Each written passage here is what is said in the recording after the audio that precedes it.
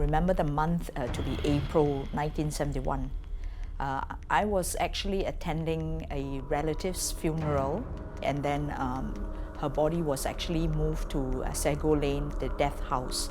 My father, together with my sister and myself, went to the funeral parlor. The parlor was actually shared by different families. We saw there were three deceased bodies, and they were not separated by screens or anything like that, but they were just laid out in different rattan kind of beds.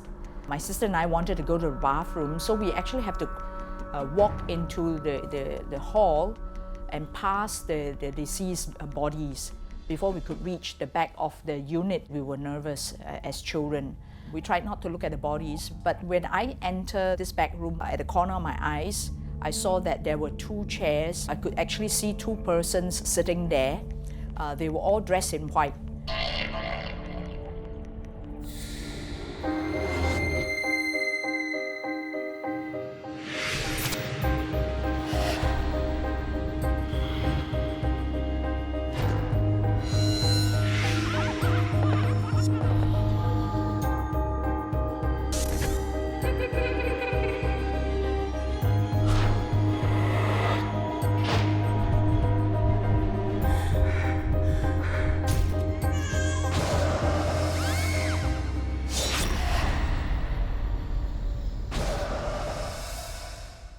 I could not see whether they were men or women.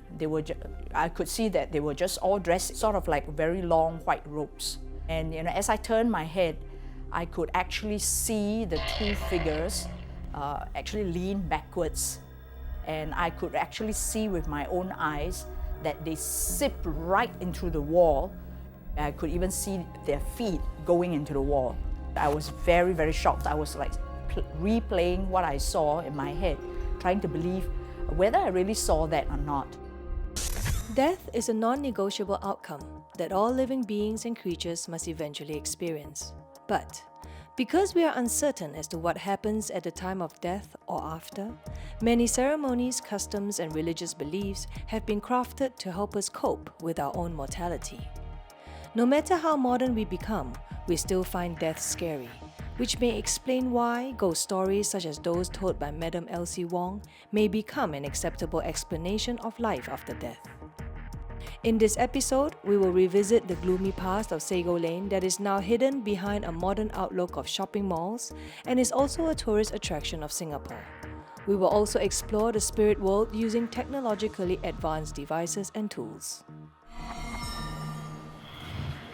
As we've all heard, Sago Lane is remembered as a place of horror and fear. I'm curious if there were sightings and hauntings. What were people's experiences here in what they call the Lane of Death? Can you explain to me what was the Sago Lane before, during the times of the death houses? Sago Lane was a stark contrast from the present day because it was known as the Street of Death. Whereas now it's essentially a mall for the edification of the tourists. In the early days, Sago Lane is full of people who are from China, very poor. They are either driven out of China or forced to go from China to Singapore to eke out a living. So sometimes along the 5-foot way, you find dead bodies are being placed there on a bench, not covered. It's very scary. You see most of these people operating the death industry, they would take an ordinary shop house. They use the ground floor for funeral services. The second story is for religious rites. Oh. And the top level is more like operating like a death house, where you find people who are found to be terminally ill.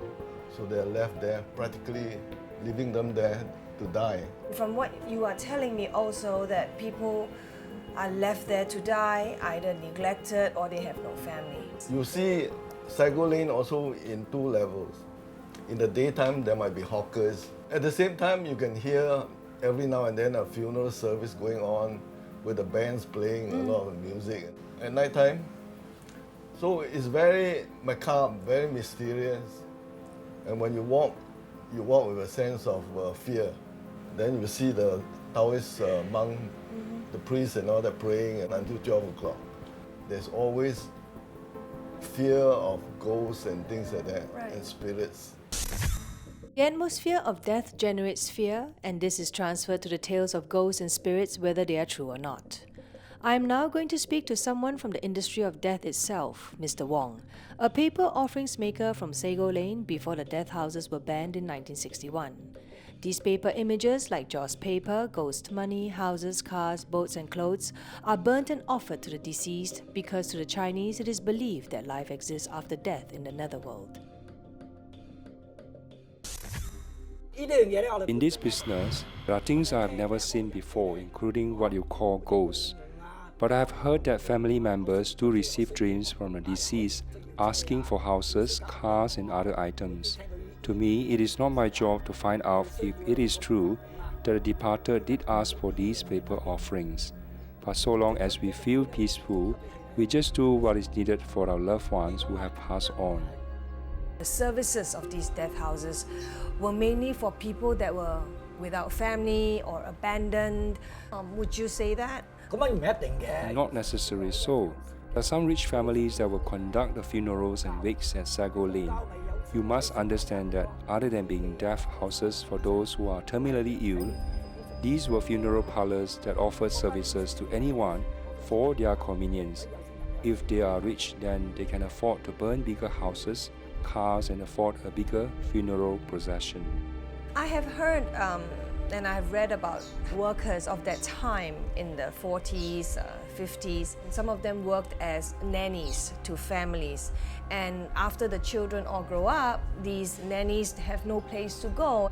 In the olden times, these ama or nannies from China were very hardworking, earning a lot of money to be sent home. But as they grew old, since they were not married, they had no one to care for them in Singapore. With whatever money left, it will determine how big the paper houses we can burn for them. When you walk past these death houses, you must have felt something. For me, I have not felt or seen anything, maybe because I'm in this paper offerings business for so long that I am numb. Outsiders can feel sad or scared, but I have seen death for so many decades that I am immune to it. People like Mr. Wong, who is from the industry of the dead, do not fear and won't even exaggerate on the presence of ghosts. Like he said, he is numb. But does it mean that upon death there is no afterlife in the spirit world when a whole business industry exists to support it? That a pregnant cat cannot jump over a body because it will awaken the dead.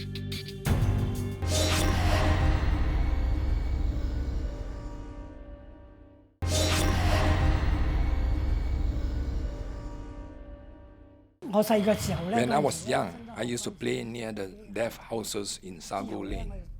I was scared but also curious. The undertakers also liked me and allowed me to be around when they work. One night, as usual, dead bodies were laid down on the floor of the 5-foot way.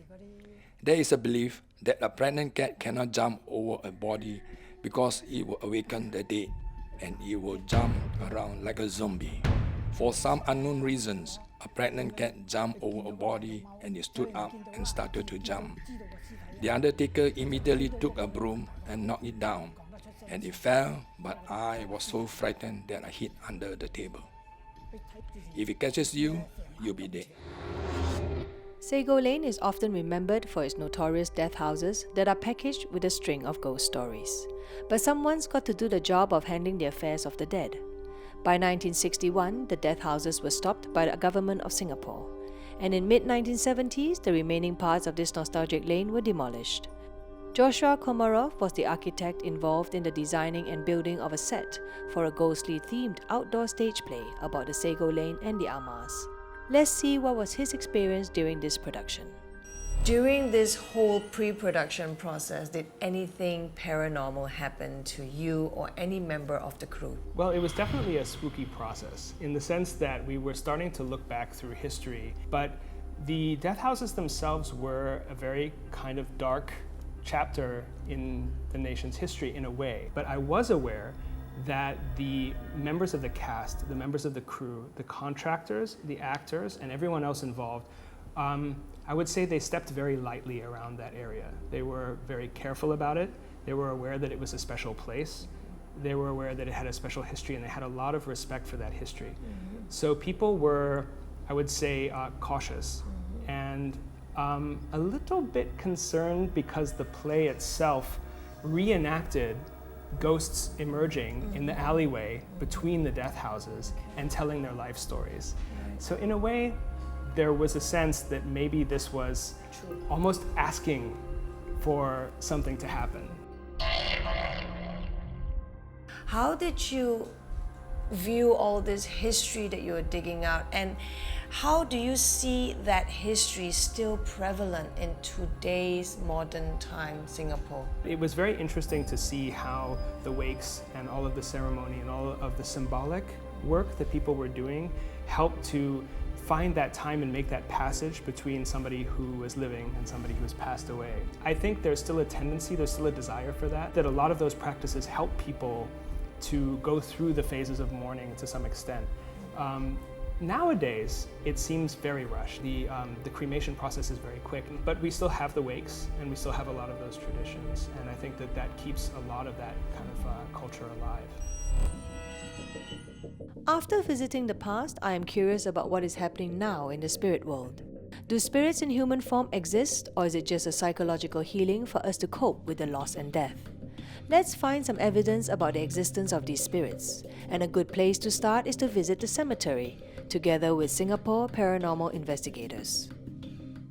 Desmond, tell me, what is SPI and what do you guys do? So what we do is that we investigate into paranormal happenings. People will say, oh, there's ghosts, or there's some kind of entity. We are there to investigate and to find out whether it is logically experiencing, or are there other factors that affecting maybe some more scientific level, affecting the person's emotions or physical well-being. So therefore, what SPI does is, other than investigate a location which is claimed to be haunted or with spirit sightings, you also give an answer to the person who's actually complaining to you? We will give a report to the person, may decide what to do next. SPI's role is to actually just to investigate a location. Yeah. With the equipment techniques that you have. Right. We just a reporter, we observe. The SPI team, the Paranormal Zone crew and I are headed to one of the oldest cemeteries in Singapore to find out if anyone from the other world will show their presence. Are you able to speak with us?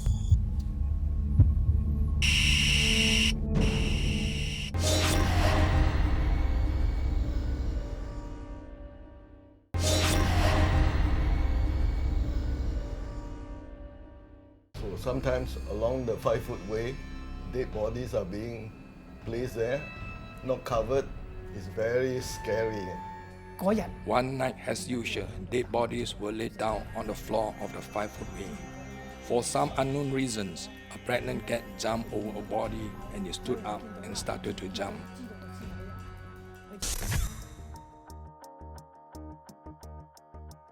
Hello, Kim. Welcome. This is to meet my team members. Hi. Yeah, team. Marfin, hi. Terence. Yasser. Hi. Nice to meet you. Hi. From your research, what's the happenings here? From my research, whole place was a coffee plantation, and there were some myths going on back then about a young lady supposedly caused the death of her father and grandfather, and so she was thought of to be bad luck. After a life of being discriminated against in her dying breath, she did say that, anyone who says the word kopi again will pass away. And so eventually this whole place could not grow any more coffee plants. And so it was converted into a cemetery. That's very interesting. All right, so I think we can walk around and have a look and see what we can pick up or sense. Yeah. We are now at a famous Chinese cemetery in Singapore, which SPI has conducted previous investigations. Through our discussions and observations, we have decided to set up our research point at this particular location as we may have felt certain presence here. Is it true? Can these devices record any evidence? Let's find out more.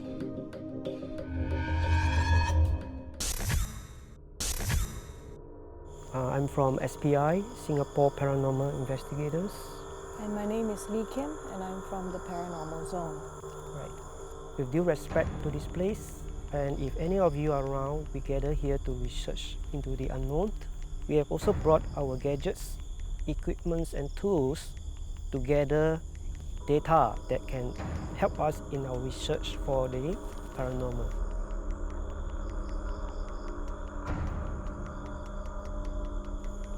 From that ghost meter that I'm pointing the lights towards the device, if you can you indicate to us your presence by answering one blink for yes, two blink for no.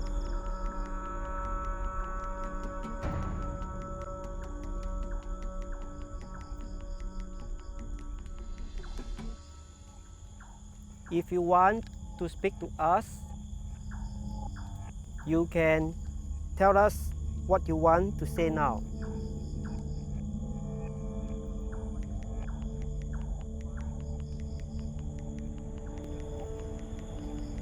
Are you able to speak with us?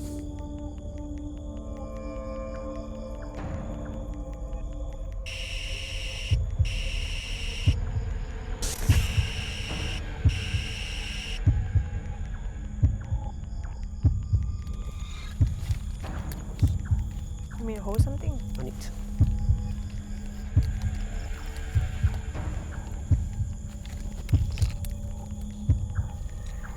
After waiting for more than an hour, we seem to have made contact with the spirits as we might have seen flashes of lights from the device. Desmond took some pictures with his camera, hoping to capture any forms of unknown phantom energies in the area. Upon checking through his camera, we discovered certain phenomena that cannot be explained. Wow. Maybe it's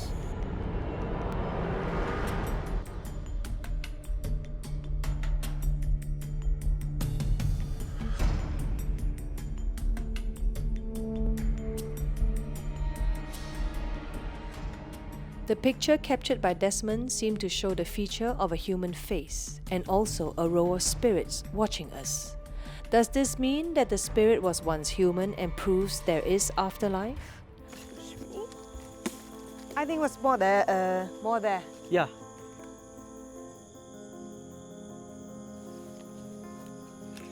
What does it say? Died 23rd January 1930. Wow. Makes sense. By the 1930s, the Chinese people would probably start to look a lot like Chinese people today. The era of the pigtails was already over. This was quite close to the First World War. So you can imagine that people were getting a bit more modernized at that time already. From what we can see over there, the face of this man that Desmond and I saw is basically a man who has his hair about this length. And somewhat here is very highly shaven. The high forehead thing. Yeah, so I'm actually thinking when the pigtails had to go, the first cut was about that. Yeah, absolutely. You know what I mean? Yes, absolutely. We will not conclude as to whether we did or did not obtain evidence of a spirit through this photograph, as there are other factors at play. Therefore, we are going to put this picture under further inquiries and analysis. So going back to this photo, I see 6. I see 1, 2, 3, 4, 5. What I did earlier was that I converted this picture that I had on my own into an HDR format. Just that face alone, I HDR'd it, and then I sort of like smoothed out the rest of the background. And the face actually really made a lot of sense right there. Do you have that? Where's your HDR of it? It's in my phone. Yeah. Do you want to see it? Yes. Yeah. Let's see now. Okay, here we go. Boom. Okay, you can take a look. Here. Oh, yeah. Can you see it? I even circled it for you. Yeah. So everything outside the circle is still normal in this mode. Everything inside the circle was an HDR. It is an HDR, high dynamic range image. Did we find proof of afterlife, ghosts, and spirits? My answer is that what we found was probably an unexplained phenomenon that was recorded by a camera that could be a spirit. Unless a spirit or ghost appeared and spoke to us saying it is from the unseen world, it is difficult and a struggle to give anyone an absolute conclusion of their existence. What do you want to believe?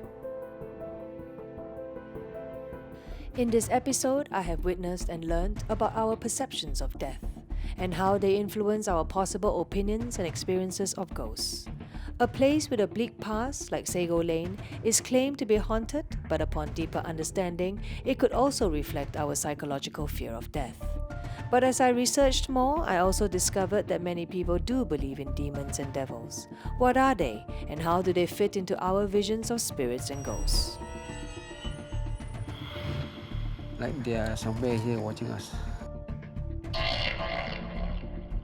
I feel like something like running like that.